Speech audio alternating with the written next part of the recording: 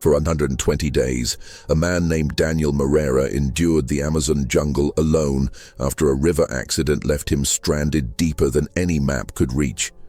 Without tools, without communication, and slowly losing grip on reality, Daniel fought to stay alive as hunger, predators, fever, and isolation pushed him to his limit. When a group of foreign tourists finally stumbled upon him near an abandoned hunting trail, Daniel wasn't the same man who had entered the jungle. His body was wasted, his voice barely human, and his mind fractured by months of silence and fear. This is the story of how he survived the impossible, and how surviving came with a price he never expected to pay. Before we dive into Daniel's brutal and haunting journey, make sure you're prepared for a story unlike anything you've heard. What you are about to witness is not just a tale of survival.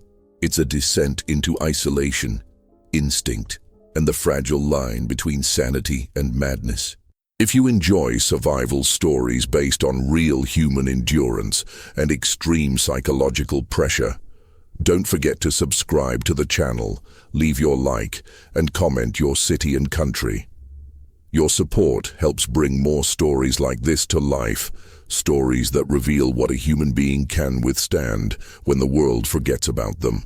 Daniel's descent into the Amazon began with a peaceful river expedition meant to last only a week. He was an experienced hiker, comfortable with long treks and unpredictable landscapes. But nothing prepared him for the violence of the storm that capsized his boat and dragged him downstream until he washed up miles away from the route he had planned. When he woke up bruised and disoriented, the sounds of the jungle were deafening, and the realization that he had no food, no tools, and no way to call for help struck him with a force far stronger than the river. The jungle quickly revealed itself as both his enemy and his reluctant provider. Daniel had to learn to drink from muddy waterholes, climb trees barefoot to avoid predators roaming below, and sleep in constant fear of the things that moved in the dark. With each passing day, he counted his steps, his scratches, his wounds, anything that helped him feel anchored to reality.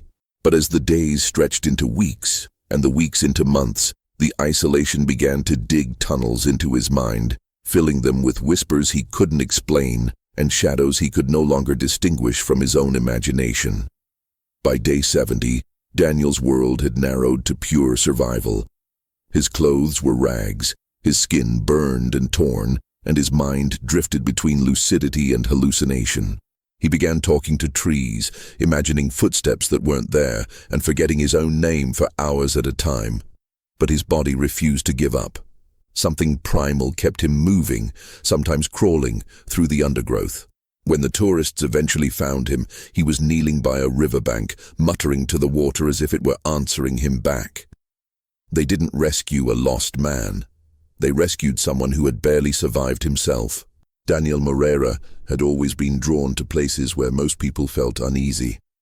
Forests, mountains, rivers, he found comfort in the unpredictable and the wild.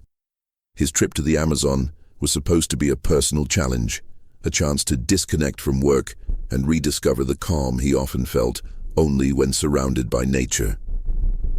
But the jungle doesn't bend to human intentions. It reacts, transforms, and multiplies every small mistake. What began as a 7-day expedition became a descent into a world that devours the unprepared and tests the strongest. Daniel's story is not just about surviving dangers. It is about the slow erosion of the mind when faced with pure isolation, hunger, and uncertainty. The Amazon is vast in a way that no documentary or photograph can convey. Daniel saw it first as a breathtaking maze of emerald hues, rivers like veins, and the deep silence between bursts of bird calls. But beauty often disguises danger. When the storm rolled in, it didn't warn him. The river rose like a living creature. The wind snapped branches like bones, and in seconds his boat flipped, dragging him into a violent current. He fought to breathe, grabbing at branches and debris until he washed up bruised, bleeding, and far from any recognizable landmark. Alone, disoriented, and stripped of everything he carried, Daniel had only one certainty. If he didn't move, the jungle would swallow him whole. On the first days, Daniel still believed rescue teams might be searching for him. He shouted, marked trees, and tried retracing his path toward the river. But the Amazon moves like a living organism. Paths vanish overnight, sounds echo from nowhere, and even the air feels heavy with secrets. As he explored the dense foliage, he realized how little control he had over his own fate. Without food, he chewed raw roots. Without shelter, he climbed trees at night to avoid jaguars and wild boars. Every new wound burned, every insect bite grew infected, and every step felt like a coin flip between life and death. Still, the thought of giving up never crossed his mind. But survival is not a straight line. Hunger blurs the edges of reality, thirst twists logic, and constant danger reshapes a person's perception. By the second week, Daniel's dreams and waking hours had fused into one. He would hear voices behind him, sometimes believing they belonged to rescuers, only to find empty vines and silence. The jungle began speaking to him through rustles and shadows, and he found himself responding. He talked to the river, apologized to trees when he broke branches, and imagined companions who walked beside him. Whether these hallucinations were a coping mechanism or a sign of a breaking mind no longer mattered. They became part of his fight to stay alive. As days turned into weeks, Daniel's transformation became physical as much as mental. His beard grew wild, his ribs showed through his skin, and he walked with the staggering posture of someone who had pushed past exhaustion. His world shrank to basic instincts: find water, find food, find shelter. Yet somewhere within that struggle, a spark remained. A small part of him refused to surrender, even when the jungle felt endless and the nights unbearable. This spark, stubborn and silent, is what carried him through the hardest moments of his 120-day ordeal, and ultimately led him to the moment when strangers would find him and pull him from the edge of complete madness. Daniel Moreira never imagined that the river he trusted so much would be the force that tore his world apart. On the morning of his accident, the sky had been deceptively calm. Soft light filtering through mist, a gentle breeze touching the surface of the Amazon River like fingertips brushing glass. He had checked his supplies, tightened his boots, and pushed off the shore in his small vessel with confidence. The river had been a companion to him on previous expeditions, its quiet flow familiar and reassuring. But by midday, the sky had darkened, the wind had shifted, and the jungle began to vibrate with an energy he couldn't explain. It was as if nature itself had inhaled sharply, preparing to strike. And when it did, it struck without mercy. The storm arrived with an aggression that eclipsed every storm he had ever faced. Thunder cracked like splintering metal, and waves began forming in the river's surface as if something massive churned beneath. Rain hammered his body and boat, obscuring his vision and drowning his hearing. Daniel tried to paddle toward the nearest sliver of shore he could see. But the current had other plans. A violent surge lifted the vessel sideways, and for a fraction of a second, he felt weightless. Then the river flipped him entirely.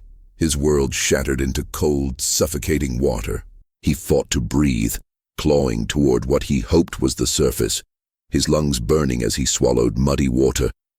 In that moment, he wasn't an explorer, or a survivor, or a man with a plan.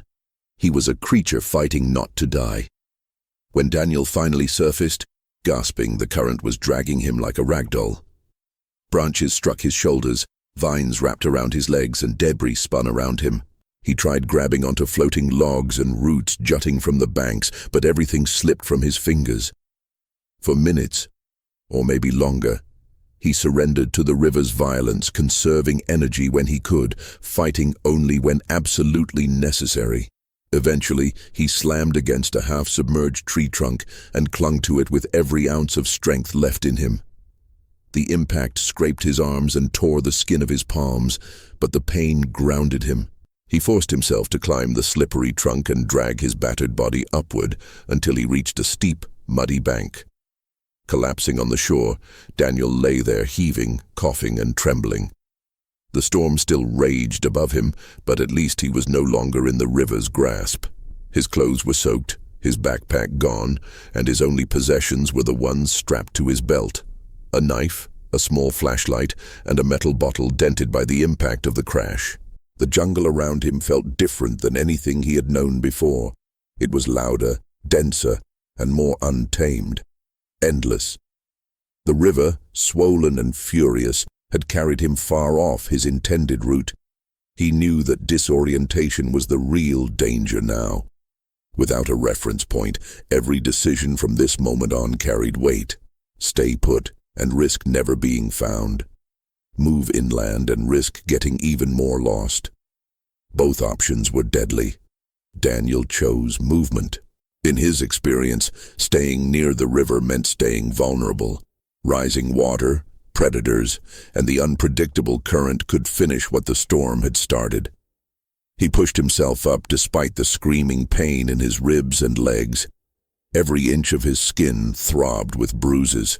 His hands shook, but he forced one step forward, then another. The jungle welcomed him with a suffocating thickness. Branches snagged his clothes, vines gripped his arms, and the ground sank under his weight. The familiar trail instincts he relied on failed him here. This wasn't the Atlantic forest or the mountains he'd climbed back home. The Amazon had no easy paths, only choices, each one uncertain. The first hours of walking were driven by adrenaline, survival instinct, and the raw determination not to die alone in an unknown corner of a rainforest that devoured the careless. Daniel scanned the surroundings for anything usable: fallen fruit, animal tracks, water pockets, or signs of human activity. He found none. Only the rhythmic chaos of insects, birds, and unseen creatures stalking the underbrush. By late afternoon, exhaustion began to overtake the fear. His throat felt like sandpaper, and dehydration was already setting in. He found a vine thick with moisture and cut it open with his knife, drinking the cool water that trickled out. It wasn't much, but it kept him moving. As the daylight dimmed under the dense canopy, Daniel understood he needed shelter before darkness swallowed the jungle. In the Amazon, nightfall was not merely the absence of light. It was a transformation. Predators emerged, insects multiplied, and visibility dropped to nearly zero. He looked for a tree strong enough to climb, but low enough for him to reach in his weakened state. After minutes of searching, he found one with a sturdy forked branch about 3 meters up. He tested the trunk, gripped it tightly, and began climbing. His muscles protested, but he pulled himself upward until he collapsed on the branch, pressing his back against the trunk for support. The night was long and unforgiving. Daniel slept in short, anxious intervals, waking whenever the branch creaked or something rustled below. At one point, glowing eyes appeared between the leaves on the forest floor. Whether they belonged to a jaguar, a large rodent, or something else entirely, he never discovered. The creature circled the area, sniffing the air, then vanished as silently as it had arrived. Sweat dripped down Daniel's face even in the cool night air. He pressed his knife against his chest, gripping it so tightly that his hand cramped. Above him, rain began again. Not the violent storm from before, but a steady, relentless curtain that soaked his already cold body. When dawn finally returned, Daniel descended from the tree with stiff limbs and a mind still fogged by fear. He checked his surroundings, trying to determine direction based on the little sunlight that filtered through the canopy. He walked until he reached a cluster of muddy depressions, footprints he hoped, but they dissolved into nothing upon closer inspection. He was alone. Truly alone. The jungle seemed to sense his vulnerability, its sounds shifting subtly around him. Yet something inside him hardened. He had survived the storm, the river, and the night. That alone meant he wasn't ready to surrender. He tightened the strap of his metal bottle and continued walking. As midday approached, Daniel noticed the faint trickle of a stream cutting through the foliage. Water meant life. He dropped to his knees and drank, letting the coolness revive his strength. Eating would be a new problem, but for now hydration bought him time. He washed his wounds, wincing as the water stung his cuts, and splashed his face to stay alert. Then he sat back, listening. The jungle spoke in layers. Birds above, insects around, leaves shifting somewhere behind him. He closed his eyes and breathed. He wasn't safe, not even close, but he was alive, and that was enough to begin the next stage of his fight for survival. Little did he know, this was only day one of the 120 days that would slowly dismantle everything he believed about himself, his mind, and the thin boundary between endurance and madness. Daniel woke on his second day in the Amazon with a stiffness that felt carved into his bones. Every movement was a bruise. Every breath reminded him of the storm that had nearly taken his life. But he didn't have the luxury of easing into consciousness. He needed food. Hunger gnawed at him with a slow-burning persistence, clouding his thoughts and shortening his patience. He scanned the ground carefully. Mushrooms, dangerous. Unknown berries, deadly until proven safe. In the Amazon, one mistake didn't just hurt, it killed. After nearly an hour of searching, Daniel found a patch of cashew fruits scattered beneath a towering tree. The sweet flesh burned his cracked lips, but it offered the precious calories he needed. It wasn't enough, but it was something. The next challenge was movement. Daniel had no map, no bearings, and no path. The jungle shifted constantly, rearranging itself with vines, fog, and the deceptive quiet that made him doubt everything he heard. Still, he pressed deeper. Every step came with a risk. Snakes coiled beneath fallen leaves, thorny branches that sliced skin, and ground so soft it swallowed his boots. At midday, he found a fallen tree and sat for a moment, letting his mind catch up with his body. The silence around him felt heavy, almost suspicious. He listened closely. No frogs, no birds, no insects. Something was off. And then he heard it, a growl, low and patient. His pulse spiked. He scanned the undergrowth, his fingers instinctively tightening around the knife on his belt. The growl came again, this time from behind him. Slowly, Daniel turned. A jaguar, its golden coat patterned like fractured shadows, stood just meters away. Its eyes were fixed on him, calculating, testing. For a moment, they stared at each other as if they were two beings aware of the same truth. Only one of them belonged in this place. Daniel didn't run. Running meant triggering the animal's instinct. Instead, he raised his arms slightly, making himself appear larger. His voice trembled as he shouted loud and sharp. The jaguar blinked, hissed, and backed into the shadows. It wasn't fear. It was disinterest. But that brief encounter was enough to make Daniel understand how fragile his existence had become. The incident drained him emotionally, but he had no choice except to keep moving. His feet throbbed with every step, the cuts on his legs burned, and sweat dripped into his eyes. The humid air made breathing feel like sucking water through a straw. Hours passed, and Daniel realized something terrifying. He didn't know if he was walking in circles. The jungle made everything look identical. He began leaving marks on trees, cutting shallow X's with his knife. But after an hour, he found one of his own marks again, on the opposite side of a tree. He had turned himself around without realizing. Panic threatened to choke him, but he forced himself to breathe deeply and choose a direction away from the river. It was his only reference point. By late afternoon, dizziness washed over him in waves. Whether from dehydration, heat exhaustion, or fear, he didn't know. His thoughts blurred, words mixing in his mind. He stumbled over roots, caught his foot on vines, and more than once he reached out to steady himself only to grasp empty air. The jungle seemed to pulse with every heartbeat. By the time the light dimmed under the canopy, Daniel knew he couldn't survive another night in the open. He needed elevation again. He found a tree similar to the previous nights, strong, wide trunk, thick branches, and climbed until he reached a place where he could wedge himself securely. This night was different. The sounds were louder, sharper. At one point, he heard what sounded like laughter echoing faintly between the trees. He pressed his hands against his ears, telling himself it was some animal call distorted by distance. But another part of him, the part running on fear, whispered that he was being watched. The jungle didn't just move around him. It studied him.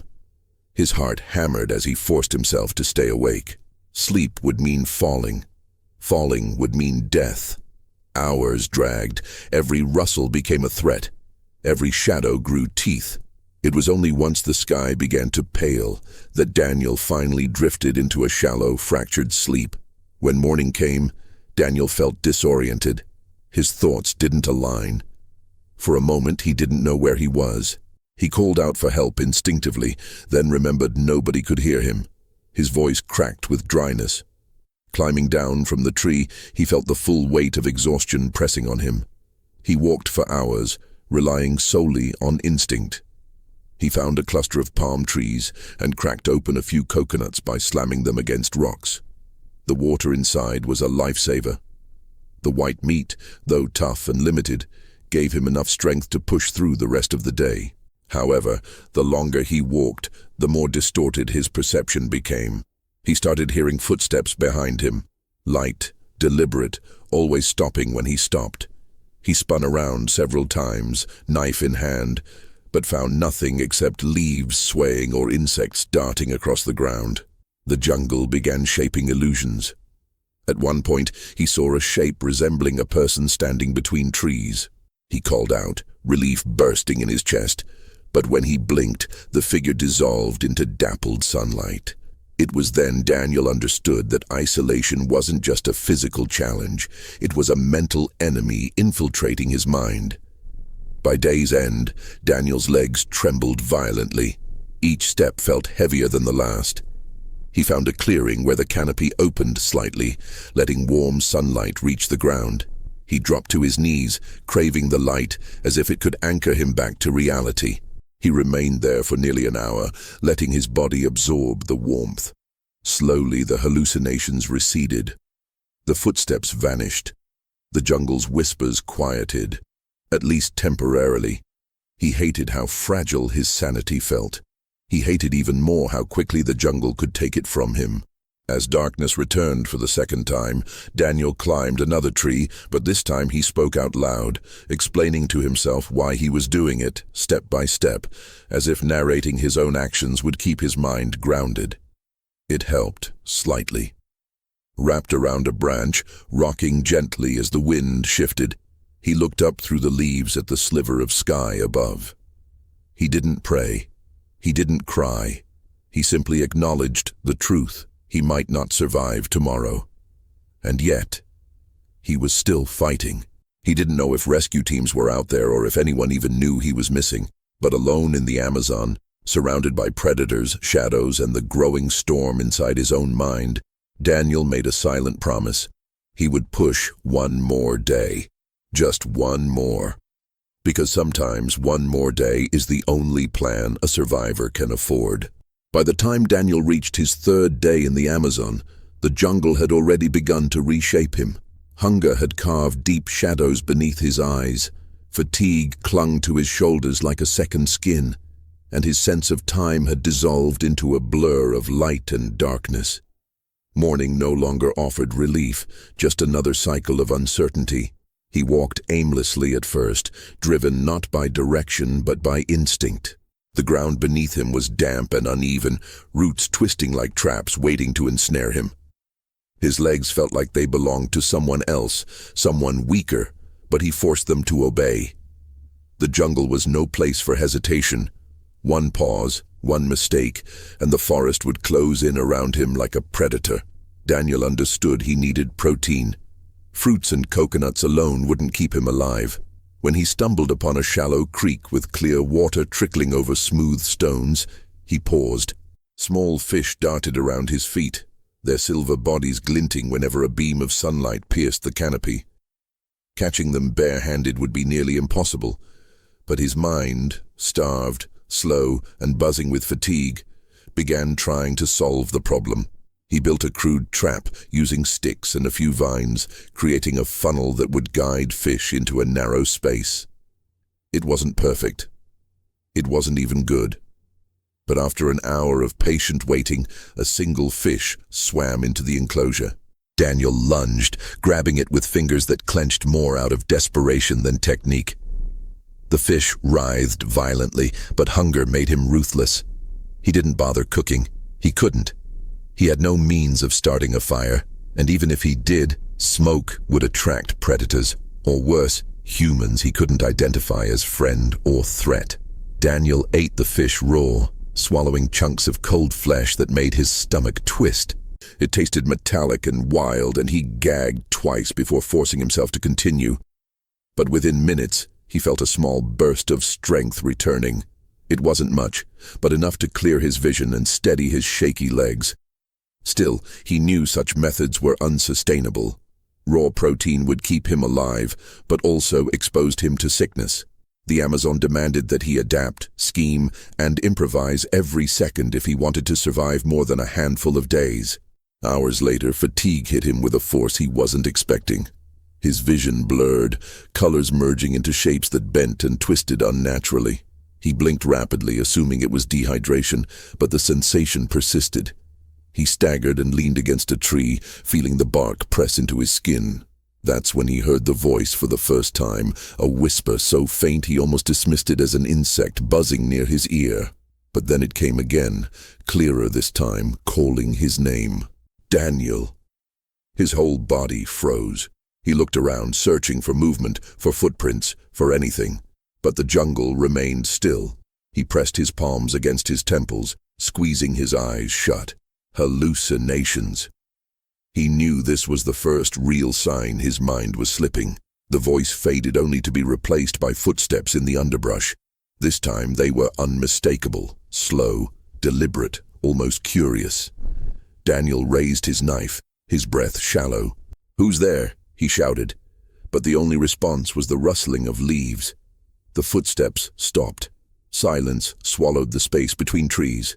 He felt exposed, hunted, even though nothing visible threatened him. His thoughts spiraled, imagining tribes watching him from the shadows, jaguars stalking him, or worse, shapes that didn't belong in the waking world. It took him minutes to gather the courage to move again, and when he did, he walked with his head spinning from paranoia. His next challenge came when he encountered a marshy area. The ground here was deceptive, patches of mud masking deeper puddles capable of swallowing a person whole. Daniel tested the earth with long sticks before placing his weight down. In one spot, the ground seemed stable, until it wasn't. His left foot plunged into a pocket of mud that rose nearly to his knee. Panic surged through him. He tried pulling himself out, but the mud clung with a suction that felt almost intentional. Daniel braced himself against a tree and slowly worked his leg free, shaking violently when he finally escaped the trap. It was a reminder of how easily he could vanish here, dissolved into the earth without a trace. As he progressed, Daniel noticed the sounds of the forest changing. The daytime chatter of birds gave way to an eerie quiet. The wind slowed. Even insects seemed to retreat. He didn't know if this was a shift in weather or another hallucination, but unease coiled in his stomach. When he found a wide clearing with sunlight filtering down in broken beams, he stepped into it cautiously. At its center lay a tree trunk, hollowed and rotting. Inside, he noticed movement, larvae squirming in clusters. The thought repulsed him, but he remembered documentaries of survivors resorting to such food. Protein, calories, life. His stomach twisted with the idea, but starvation forced him forward. He scooped a handful, hesitated only a second, then swallowed them whole. The texture was unbearable, but within minutes, the dizziness receded again. By mid-afternoon, he reached a ridge that offered a partial view of the forest below. For the first time, he saw the Amazon stretching endlessly in every direction. A sea of green, untouched, and indifferent. The sight broke something in him. He dropped to his knees, overwhelmed by the enormity of his isolation. There was no sign of civilization, no smoke, no distant engines, just the endless heartbeat of the jungle. His breathing quickened until he was nearly hyperventilating. He yelled out, not for rescue but for release, from fear, from loneliness, from the oppressive certainty that no one would ever find him. The cry echoed briefly before dissolving into the forest. When he finally calmed down, Daniel forced himself to continue walking. He found another stream, washed his face, and drank deeply. He followed it for a while, believing water sources might eventually lead him toward civilization. But the path was treacherous, and the banks narrowed dangerously in some areas. At one point, he slipped and hit his shoulder against a rock, sending a jolt of pain through his body. He gritted his teeth and continued, knowing movement was his only chance. But by the time the sun began fading, the voices returned. This time, they didn't whisper. They spoke clearly, as if someone stood directly behind him. He spun around repeatedly, but each time he found nothing. His mind was mutinying. Night fell hard and fast, and Daniel climbed yet another tree. His muscles protested, his hands trembled, but he managed to secure himself among the branches. Exhaustion blurred the line between reality and hallucination. He saw figures moving on the forest floor, shadows with human shapes but no faces. They gathered beneath his tree, surrounding it, watching him. He squeezed his eyes shut, refusing to look again. Whether they were real or not didn't matter. Fear kept him awake long enough to make the night feel endless. By dawn, he was a different man, more fragile, more unsteady, and more haunted. The Amazon was breaking him piece by piece, and he hadn't even reached a fraction of the 120 days he would endure. By the time Eduardo crossed the ridge, the forest no longer felt like a place he inhabited. It felt like a presence that watched him back. Rain had soaked through every layer of clothing, and each step felt heavier than the last. He kept one hand on the tree trunks as he walked, unconsciously reassuring himself that they were real. The jungle dripped and breathed around him, the soundscape so dense he couldn't tell where anything began or ended. Minutes stretched into hours.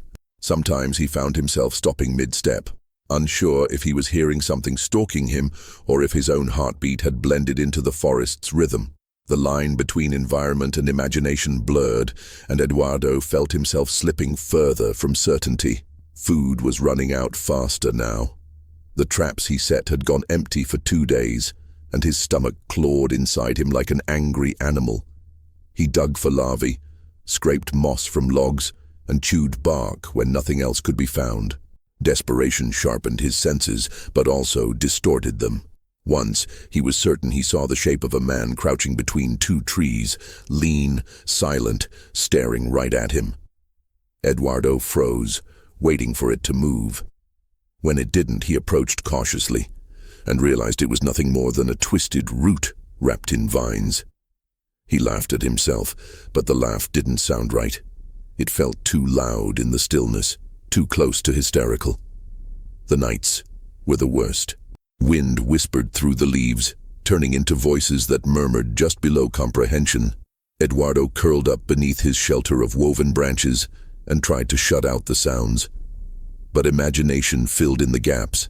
He began hearing full sentences, sometimes calling his name, sometimes warning him of dangers he couldn't see. Other nights, he heard someone crying nearby, the sound so real that he rose and moved through the darkness with a burning torch, searching for a person who was never there. These illusions fed his fear, and his fear fed the illusions. Sleep became shallow and fractured, as if his mind refused to let go of consciousness completely. One afternoon, after wandering in circles for hours without realizing it, Eduardo stumbled upon a stream he thought he had never seen before. But when he approached it, he noticed a distinctive rock, shaped like a tooth, that he had already passed days earlier. The realization hit him like a blow to the chest. He wasn't progressing, he wasn't moving toward rescue, food, or any sign of civilization. He was looping, lost. The jungle had swallowed him and was turning him around as easily as a child rolls a marble in his hand. He struck the ground with a stick repeatedly, anger spilling out in ragged breaths. But even as he did it, he knew the jungle was indifferent. His mental fragility deepened when he began seeing his brother, Marcelo. Not in dreams, but in daylight. Standing in a clearing, smiling softly, gesturing for him to follow. The first time it happened, Eduardo ran toward the vision, shouting his brother's name, convinced help had somehow arrived. Marcelo's figure remained still, impossibly still, until Eduardo reached the clearing and realized the shape had dissolved into sunlight filtering through leaves. He dropped to his knees, fingers digging into soil, wrestling with the heartbreak of hope and the terror of losing his grip on reality. From that moment on, he feared every silhouette, every patch of light. His own mind had become the most dangerous predator in the jungle. Water contamination nearly killed him. On the 70th day, he drank from a stagnant pool after hours of walking under oppressive heat. Within hours, his stomach erupted in pain, and he collapsed under a cluster of palms, body shaking violently. Fever swept through him like wildfire. For 2 days, he drifted in and out of consciousness, mumbling to people who weren't there, catching glimpses of figures seated around him, figures with no faces. When the fever broke, Eduardo lay shivering and exhausted, clinging to life with threadbare strength. But there was a turning point inside that suffering. He realized he didn't want to die. Not like that. Alone, delirious, nameless in the dirt. The next morning he forced himself to crawl to a nearby fallen tree and rest against it. He stayed there for hours, breathing deeply, grounding himself in sensations he knew were real. The rough bark under his fingers, the warmth of the sun, the smell of wet earth. Slowly, stability returned. He spoke aloud, recounting memories from childhood, his mother's cooking, fishing trips with Marcelo, the first time he had seen the ocean. Speaking his past into the present felt like stitching together a fraying identity. The jungle could twist his senses, but he refused to let it erase who he was. Still, even with renewed resolve, moments of clarity were always followed by sharp drops into confusion. Time lost meaning. He didn't know if he had slept for 20 minutes or 10 hours. Small tasks took monumental effort. Building shelter required constant breaks. Gathering food felt like an endless chore. Every small achievement, lighting a fire, catching a crab, finding clean water, felt like a victory wrested from a world determined to break him. And yet, he kept going. Even as exhaustion hollowed him, a stubborn instinct anchored him to survival. By the 100th day, Eduardo had become someone else entirely. His appearance was almost unrecognizable. Long hair tangled into knots, ribs showing, clothes tattered to threads. But his eyes held something fierce, something that came only from fighting the jungle and himself for so long. The hallucinations continued, but now he recognized them for what they were. He stopped chasing voices. He stopped running from shadows. Instead, he observed them with grim resignation. "You're not real," he whispered once to a vision of Marcelo sitting by his fire, and the figure dissolved. What terrified him weeks earlier now felt like part of the background noise. Despite everything he endured, Eduardo never expected the moment that would finally shatter what remained of his sanity.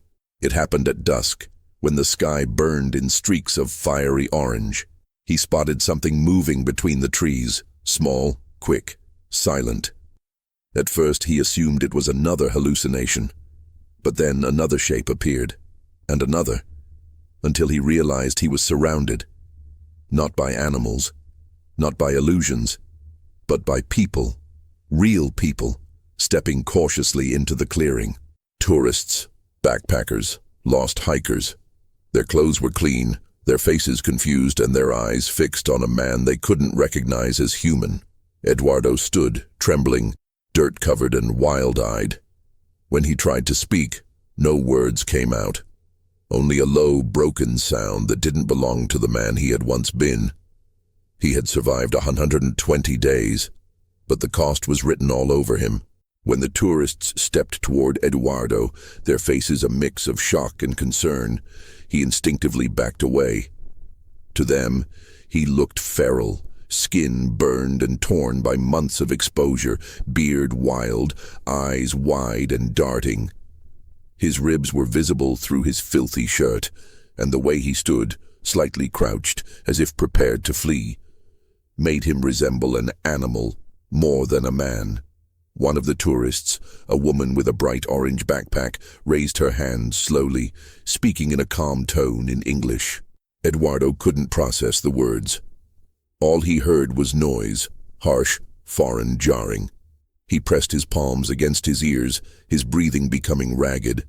The tourists exchanged worried glances, realizing he was not only starving and dehydrated, but mentally fractured. They moved carefully, avoiding sudden motions. After a few minutes, one of them offered a bottle of water. Eduardo hesitated, staring at the object as if it were some kind of trick. His mind was so used to deception, hallucinations, illusions, shapes that dissolved when touched, that he no longer trusted what he saw. The woman stepped closer and gently placed the bottle on the ground before retreating. Eduardo approached slowly, like a cornered creature. He picked up the bottle, turned it around in his hands, feeling its smooth plastic, the weight of the water sloshing inside. It was real. When he finally drank, he did so desperately, tears mixing with the water spilling down his chin. One of the tourists managed to contact authorities using a satellite device, but the rescue wouldn't be immediate. The jungle was too dense, the daylight fading too fast.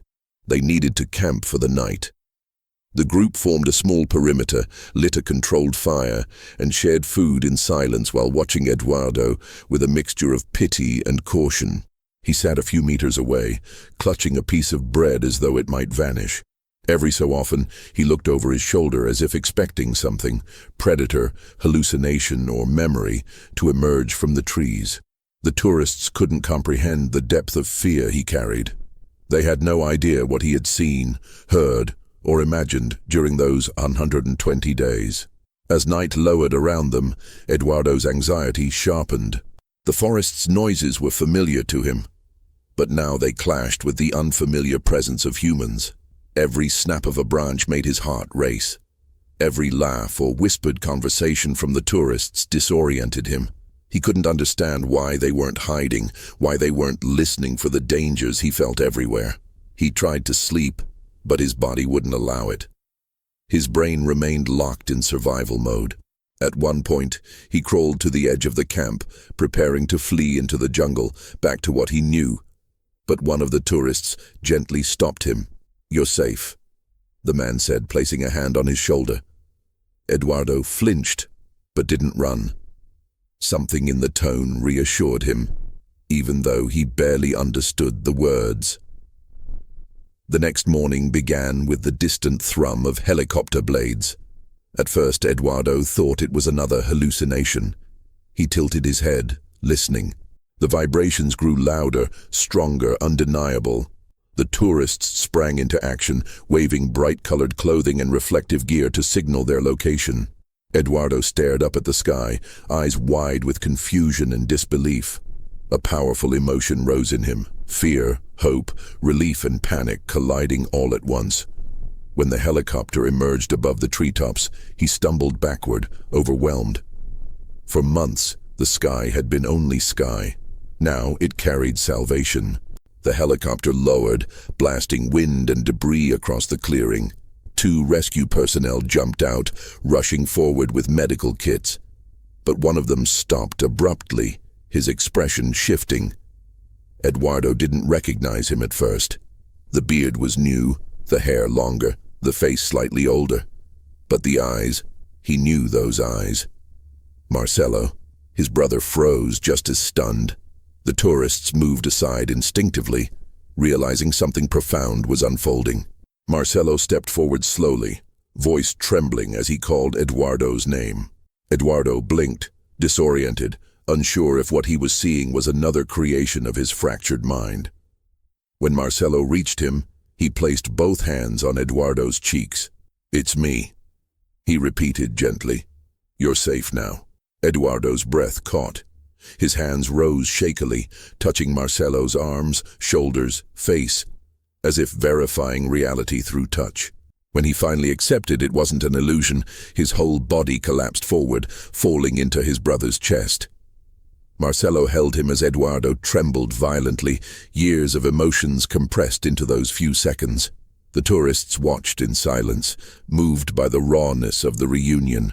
Getting Eduardo into the helicopter proved challenging. He resisted at first, terrified of confined spaces and mechanical noise, instincts sharpened by trauma. Marcelo stayed by his side, guiding him with calm instructions, speaking softly about home, safety, and recovery. Eduardo clung to the sound of his brother's voice like a lifeline. Eventually, he allowed the rescuers to secure him to the stretcher. As the helicopter lifted off, the jungle shrank below. A vast green maze that had swallowed him whole and spit him out, transformed. Inside the helicopter, Eduardo stared blankly at the horizon. His mind was a war zone of memories, some real, some imagined. He saw Marcelo beside him, but still glanced repeatedly to make sure he remained there. The rescuers performed basic assessments, noting severe malnutrition, dehydration, infections, and psychological distress. Eduardo didn't react to most of their touches or questions. His senses were numbed, his thoughts fragmented. Marcelo held his hand throughout the flight, grounding him, reminding him he was no longer fighting alone. As the helicopter flew toward civilization, Eduardo's story was only beginning to surface. One of unimaginable endurance, fear, and transformation. He had survived 120 days alone in the Amazon jungle, but survival had not left him whole. The jungle had taken pieces of him that would take years to rebuild. Yet for the first time in months, he was surrounded by people, by voices that didn't threaten him, by hands that wanted to help rather than harm. His journey back to sanity would be long, painful, and uncertain, but he was alive, found, no longer alone. And as Marcelo watched the jungle fade into the distance, he silently vowed that no matter how broken Eduardo was, he would help his brother find his way back. Eduardo's rescue marked the end of a physical nightmare, but the beginning of a long internal journey. After being transported to a hospital, doctors confirmed what the jungle had carved into him: extreme malnutrition, infections across his legs and arms, severe dehydration, and psychological trauma so deep it would take years to unravel. In those early days of recovery, he barely spoke. Sounds startled him. Rooms felt too small, and sleep was broken by flashes of shadows and imagined voices calling from the trees. Yet day by day, guided by specialists and anchored by Marcelo's constant presence, Eduardo began reconnecting with the world he had lost. For the first time since stepping into the Amazon, he felt something unfamiliar but profoundly welcomed: safety. As Eduardo regained strength, fragments of memory returned in layers. Some recollections were sharp: the rain hammering his makeshift shelter, the fleeting hallucinations of Marcelo in the forest, the tourists' stunned expressions when they found him. Others were hazy, filled with gaps he couldn't piece together. What remained clearest was the fight, every decision, every step, every moment when he wanted to give up but didn't. Though his recovery demanded patience and courage, he came to understand something essential. Survival wasn't just about staying alive. It was about enduring the collapse of everything familiar, breaking open mentally and emotionally, and still choosing to push forward. In that sense, the jungle had not only scarred him, it had revealed him. It showed him the rawest version of who he was when stripped of comfort, certainty, and sanity. Months later, when Eduardo finally stood on his own feet and walked outside without fear, he felt the sunlight differently. Not as something distant or threatening, but as a reminder that he was still here, that he had returned from a place few ever experience and even fewer escape. The world looked louder, brighter, fuller. Life didn't return to what it once was. It transformed into something new, shaped by the man who had survived 120 days alone in the Amazon jungle.